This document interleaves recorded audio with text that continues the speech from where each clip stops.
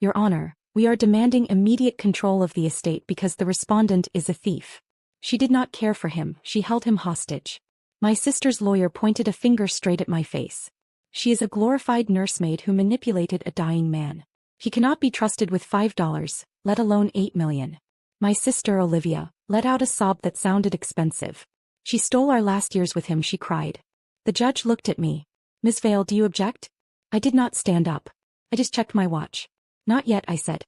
I'm just waiting for the gatekeeper. The heavy oak doors were pushed open with the tired efficiency of a man who spent his life in archives. A stranger walked in. He was not wearing the kind of Italian silk suit Olivia's lawyer wore.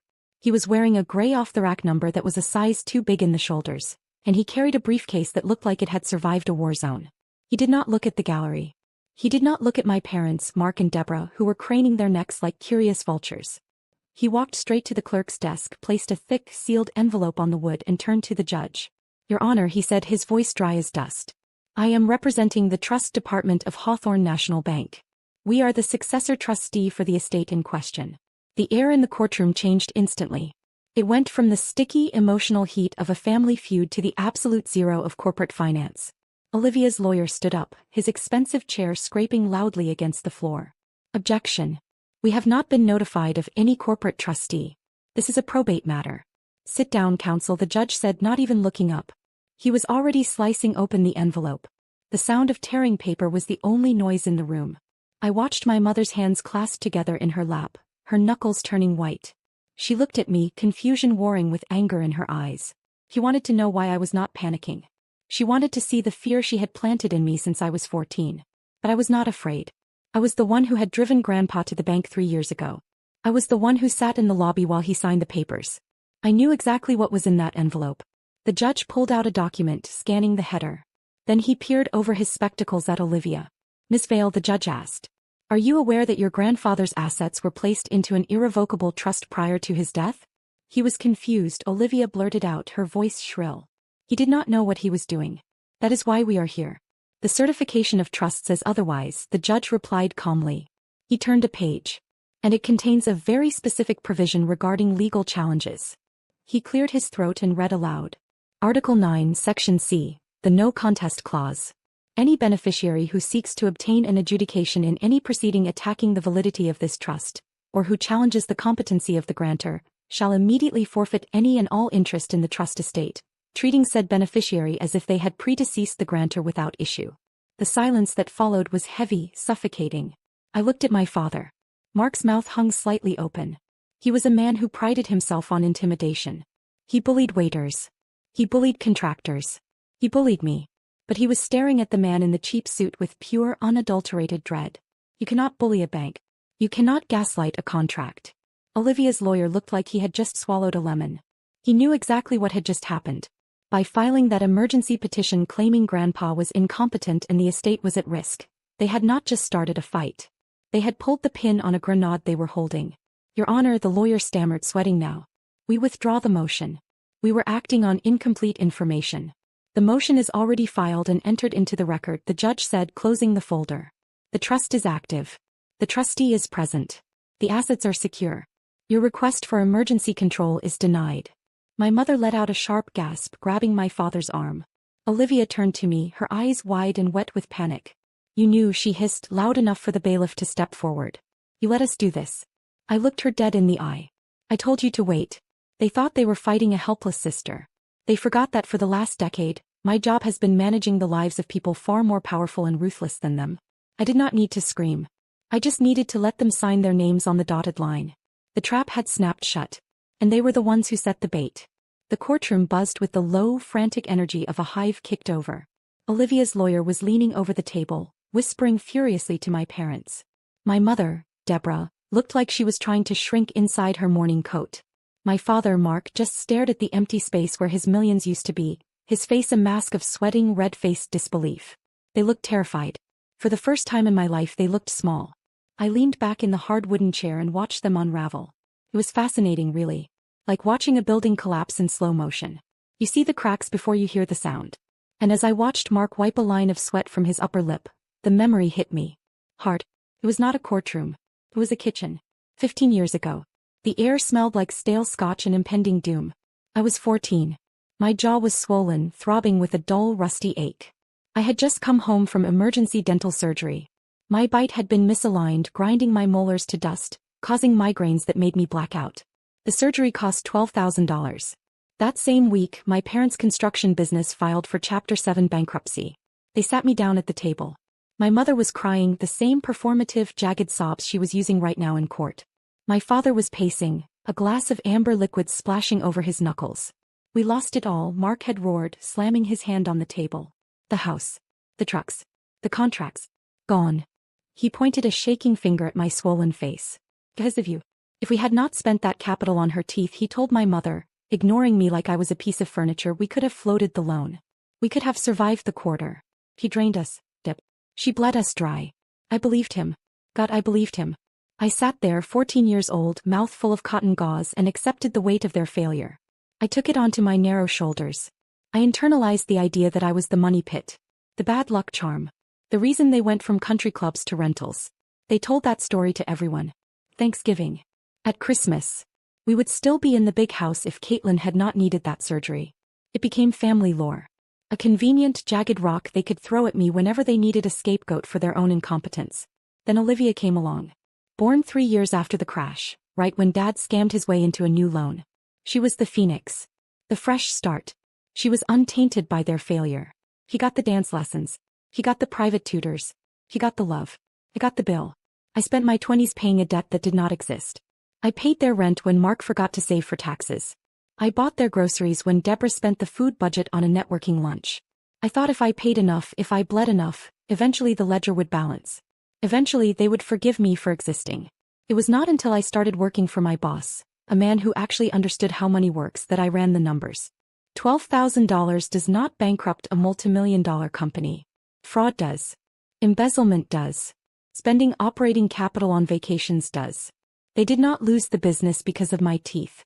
They lost it because they were greedy, stupid, and arrogant. But a narcissist cannot look in the mirror. They cannot hold their own shame. They need a trash can. I was the trash can. I looked across the aisle at them now. Mark caught my eye. For a second his expression shifted.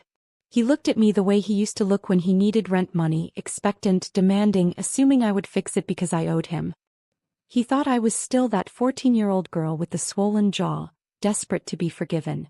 He opened his mouth, probably to mouth the word, fix this. I held his gaze. I did not blink. I let the silence stretch between us, cold and heavy as a tombstone. You blamed me for your bankruptcy, I thought. You made me carry your shame for 15 years. You called me a burden while I kept a roof over your head. You wanted a burden? You just found one. The ledger was closed. And I was not paying the balance this time. Olivia went still. The kind of stillness that happens right before a glass shatters. The judge had just told her that by filing this motion, she had effectively written herself out of the will. $8 million was evaporating in front of her eyes. I watched the realization hit her. It was not grief. It was the terrifying math of a lifestyle she could no longer afford. She stood up. Her hands gripped the table until her knuckles turned white. Then the tears came. Instant, flooding, racking sobs. It was a performance worthy of an Academy Award. He was not in his right mind, she wailed, turning to the gallery, then the judge. He made him do this. He brainwashed him. The judge frowned. Miss Vale, those are serious allegations. It is the truth. Olivia pointed a shaking finger at me. She isolated him. She cut the phone lines. He changed the locks. For 3 years we tried to see him and she treated him like a prisoner. That trust is not his will. It is hers. It was the nuclear option. Elder abuse. Undue influence. The magic words that freeze probate courts and launch investigations. My father, Mark, saw his opening. He jumped up, ignoring his lawyer's hand on his arm. It is true, Your Honor, Mark boomed, his voice thick with righteous indignation. She physically barred us from the property. Last Christmas Eve. We went there to give my father his presents. We stood on the porch in the freezing cold, begging to see him. She locked the door and laughed at us. She would not let a son see his dying father on Christmas. The gallery murmured. The judge looked at me, his expression darkening. It was a damnable story. A cruel daughter keeping a loving family away from a dying man on a holy night. Kept my face blank. I sat perfectly still. But in my head I was back in that hallway. December 24th. 11:30 p.m. Grandpa was in the hospital bed in the living room. He was on high-flow oxygen, his lungs failing, his anxiety spiking every time a car drove past. I was measuring his morphine dose when the pounding started. It was not a knock. It was a fist hammering against the wood. I crept to the peephole. Mark and Deborah were there. They were wearing Santa hats and holding half-empty wine glasses. They were stumbling. They were not there to visit. They were there because they had left a party early and wanted to perform a family moment for their Instagram stories. "Open up, you little leech," Mark had screamed through the wood. "We know he is in there." Grandpa had gripped my wrist, his eyes wide with terror. "Do not let them in," he wheezed, his oxygen monitor beeping an alarm. "Please, Katie. I do not want them to see me like this. Do not let them in." I checked the deadbolt. I turned off the porch light. I sat on the floor by his bed and held his hand until the pounding stopped and their car peeled out of the driveway. That was their loving visit. A drunken raid in the middle of the night that nearly gave a dying man a heart attack. But in Mark's mind he was the victim. He believed his own lie. He genuinely remembered it as a rejection, not an assault. That is the thing about narcissists, they rewrite history to make themselves the hero of every tragedy. "Your Honor," Olivia's lawyer said, seizing the momentum. "If the decedent was isolated and coerced, the trust is invalid. We move to suspend the trustee's authority pending an investigation into elder abuse." The judge looked at me. "Ms. Vale, do you have a response to these claims?" My palms were sweating, but I kept my hands folded on the table. This was the moment. If I argued, it was my word against theirs. If I screamed, I looked unstable. I needed them to commit. I needed them to put it on the record under oath. I looked at the trustee. I gave him a single small nod. I stayed silent. "Counsel," the judge said, turning to the man in the cheap suit. "Does the trustee have any evidence regarding these allegations of isolation? Was the decedent prevented from communicating with his family?" The trustee did not rush. He opened his briefcase and pulled out a heavy leather-bound book. It was battered, the spine cracked from use. It was Grandpa's journal. "We do, Your Honor," the trustee said. "But it does not show that Ms. Vale isolated the decedent. It shows that the petitioners abandoned him." He walked to the clerk's desk and placed the journal on top of a stack of papers. "I am marking this as Exhibit B, the decedent's personal log, colloquially referred to as the rejection ledger. And I am pairing it with Exhibit C, 5 years of itemized AT&T cellular records for the account registered to the decedent." Olivia stopped crying. The sudden silence from her end of the table was more telling than her sobs had been. He stared at that book like it was a bomb. "State your case," the judge ordered. The trustee opened the book to a marked page. Entry dated March 12th. The petitioner Olivia Vale's birthday.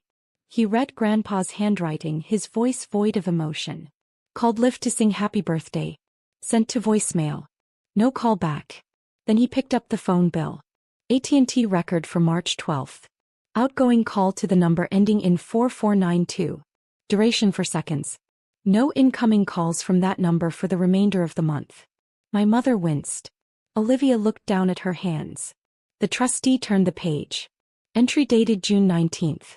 Father's Day. He read from the journal. Waited for Mark. He said he would stop by after golf. Never showed. Caitlin made steak. He held up the phone bill. No incoming calls from Mark Vale on that date. One outgoing text from the decedent at 8 p.m. asking, "Are you coming?" No reply. It was a massacre. A slow, methodical dismantling of their entire reality. Every time they claimed they were busy, Grandpa had written it down. Every time they promised to visit and ghosted him, he documented it.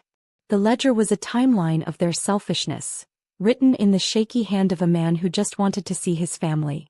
Mark's face was turning purple. "This is private," he sputtered. "You cannot read a dead man's diary. It is evidence of state of mind," the judge said coldly. "Sit down." The trustee flipped to the final marker. Entry dated December 24th. Christmas Eve. The room went deadly still. This was the night Mark had just testified about. The night he claimed I barred him from the house. The trustee read from the ledger. 11:45 p.m. Mark and Deborah arrived drunk, pounding on the door and shouting. It scared the decedent. His heart rate hit 160. Caitlin kept the door locked and he didn't want them to see him like that. He set the book down. AT&T records showed a 911 call at 11:48 p.m., initiated by the decedent but ended before connecting when the knocking stopped. In that moment, the loving son's story collapsed. The court didn't see victims. They saw a drunk man tormenting his dying father on Christmas. Mark shrank in his chair, exposed. The trustee summarized. Caitlin didn't isolate him. He protected him. Olivia's lawyer glanced at the evidence, then asked for a recess. Denied, the judge said. You made the accusation. You opened the door. Now we walk through it. He turned to me. Olivia claims Grandpa was incompetent when he signed the trust. Did I have a response? I nodded. It was time. Yes, Your Honor. I didn't just care for him, I managed him. And I knew this day would come. The lawyer lunged with objections. He was 89 on heavy pain meds, paranoid. A scribbled notebook isn't proof. It's decline. Olivia piled on. He mixed up names. Caitlin put a pen in his hand. The judge asked the trustee if the bank had capacity evidence. The trustee looked at me. My cue. I didn't tell him where to sign, I said. I managed his schedule. I managed his estate. And I knew the second he died you'd come for the money and call him crazy. I faced the judge. The morning the trust was amended, I scheduled 2 appointments before the bank. The trustee produced the file. Exhibit D, an affidavit of capacity signed by 2 forensic psychiatrists, completed 2 hours before the signing. Both found him oriented, lucid, and fully aware of his finances and family dynamics. The sessions were video recorded and the files were submitted to the court. In the recording, he plainly states he's protecting his legacy from Olivia's spending plans. Olivia went pale and screamed. Those doctors cost $5,000 a day. I couldn't afford them. I didn't pay them, I said calmly. I scheduled them. The trustee held up 2 canceled checks, paid from the decedent's account, signed by him, memo line, capacity exam, cleared 3 months ago. Silence. The judge's voice dropped. Olivia's side had just sworn he was incompetent, yet the court now had video and expert testimony proving lucidity. That is perjury, the judge said. And since this petition sought to seize assets based on that lie, it's also attempted fraud. He dismissed the petition with prejudice, ordered a sanctions hearing and ruled the no contest clause triggered. Olivia left with nothing. The gavel fell. Outside in the parking lot, my family looked wrecked beside their leased Mercedes. Mark tried to bargain. Appeals, family splitting the money. I stared at him and repeated his words back. Taken care of? Like when you put utilities in my name and ruined my credit. He pleaded about debts and losing the house. You were finished 15 years ago, I said. You just used me to keep the lights on. Olivia lunged and grabbed my arm. I didn't flinch. Let go, or I call the trustee and add assault to the list. I unlocked my car. My mother wailed that they had nothing. I started the engine and looked my father in the eye. You're right, Dad. You have nothing. But at least you don't have a burden anymore. I drove away. 3 weeks later, the trustee called. The transfer was complete. Liquid assets deposited, deeds recorded. The court entered the final order. Olivia was hit with $150,000 in legal fees and was heading for Chapter 7 bankruptcy. During discovery, auditors found discrepancies in my parents' business debt story. An IRS audit was underway. In Grandpa's quiet study, the battered leather ledger sat on the desk. The book that saved me. I read the last entry. He saw the truth, knew I was the only one who paid my dues and wanted to protect me from the people who only saw a bank account. Then I opened my contacts. Dad. Olivia. I didn't block them. I hit delete. One by one. They weren't family anymore. Just strangers who used to know a girl who paid their rent. And this time when